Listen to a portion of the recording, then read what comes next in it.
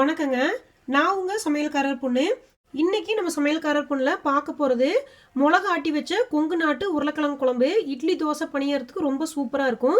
எப்படி ரொம்ப ஈஸியா செய்யலாம்னு வாங்க பார்க்கலாம். முதல்ல மிளகாட்டுக்கு வேணுங்கிறத வணக்கிக்கலாம். நான் அடுப்புல ஒரு பேன் வச்சுட்டேங்க. அதில் கொஞ்சமா எண்ணெய் விட்டுக்கலாம். இதில் 3 வரமிளகாய் போட்டுக்கலாம். காரத்துக்கு தகுந்தாப்புல நம்ம மிளகா போட்டுக்கலாங்க. எனக்கு காரம் கொஞ்சம் கம்மியாக போதுன்னு கட்டி தான் 3 மிளகா போட்டிருக்கிறேன். 4 புல்லுக்கு பூண்டு எடுத்து வச்சிருக்கிறேன். இதையும் போட்டுக்கலாம். நான் எப்பவுமே பூண்டு தொப்பையோட தான் போடுவேன். நிறைய பேர் எதுக்காக அப்படி போடுறேன்னு கேட்டிருக்கிறாங்க. பூண்டு எப்பவுமே நம்ம தொப்பையோட யூஸ் பண்ணோம்னா அதில் இருக்கிற தொப்பை நம்ம எலும்புக்கு ரொம்ப நல்லது. அதனால தான் நான் எப்பவுமே பூண்டு தோல் உரிக்காம அப்படியே தொப்பையோடய போட்டுறது. ஒரு 5-6 கருவேப்பிலை கூட எடுத்து வச்சிருக்கிறேங்க. இதையும் போட்டுக்கலாம். இதை ஒரு வணக்கிக்கலாம். மிளகாயெல்லாம் கொஞ்சம் புஷ்ஷுன்னு ஆகட்டும் எண்ணெயிலேயே.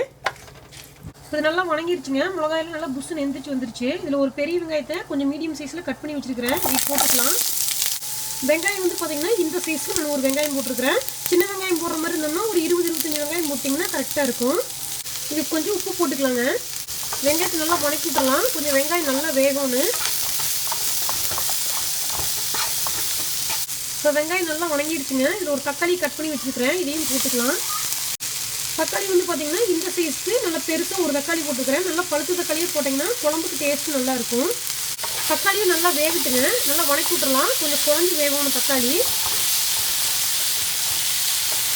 இப்போ பார்த்தீங்கன்னா தக்காளி நல்லா குழஞ்சி வெந்துருச்சு. இதில் அரை முடிக்கு நல்லா தேங்காய் திருவணு எடுத்து வச்சுருக்கிறேன். இதை போட்டுக்கலாம். இதை கொஞ்சம் வணக்கி விட்டுறலாங்க. தேங்காய் போட்டதுக்கப்புறம் ரொம்ப நேரம் அடுப்பு எரிய வேண்டியதில்லை. ஒரு 1 நிமிஷம் இல்லாட்டி ஒரு 2 நிமிஷத்துக்கு அடுப்பு எரிஞ்சதுன்னா போதும். தேங்காய் போட்டு 2 நிமிஷம் ஆச்சுங்க. அடுப்பை ஆஃப் பண்ணிடலாம். இப்போ இதில் ஒரு 1/2 டீஸ்பூனுக்கு சீரகம் போட்டுக்கலாம். ஒரு 1/2 டீஸ்பூனுக்கு மிளகு போட்டுக்கலாங்க. ஒரு 1/4 டீஸ்பூனுக்கு மஞ்சத்தூள் போட்டுக்கலாம். 2 டேபிள் ஸ்பூனுக்கு மல்லித்தூள் போட்டுக்கலாம். இது வெறும் வர கொத்தமல்லியை அரைச்சி வச்சிருக்கிற பவுட்ரு. ஒரு 1/4 டேபிள் ஸ்பூனுக்கு மிளகாத்தூள் போட்டுக்கலாம். கடைசியாக குழம்பு வைக்கும்போது கூட காரம்பத்துலேயும் நம்ம கொஞ்சம் மிளகாத்தூள் போட்டுக்கலாம்.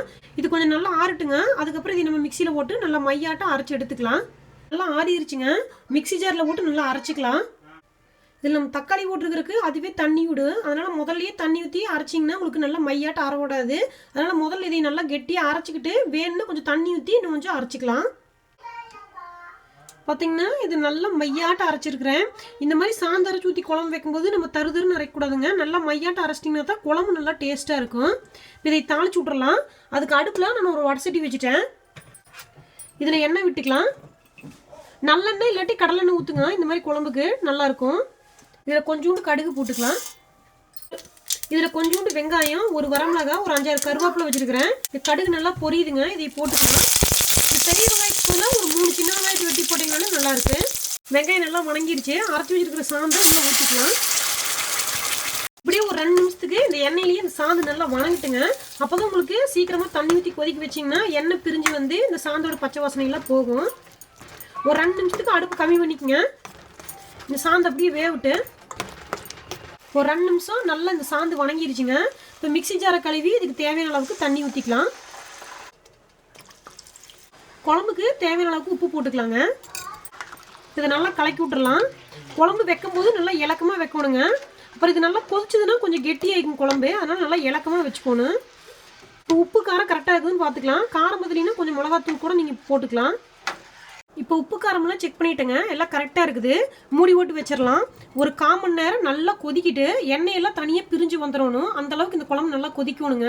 இப்போ குழம்பு நல்லா ஒரு 10 நிமிஷமாக கொதிச்சிட்டு இருக்குதுங்க. திறந்து பார்த்துடலாம்.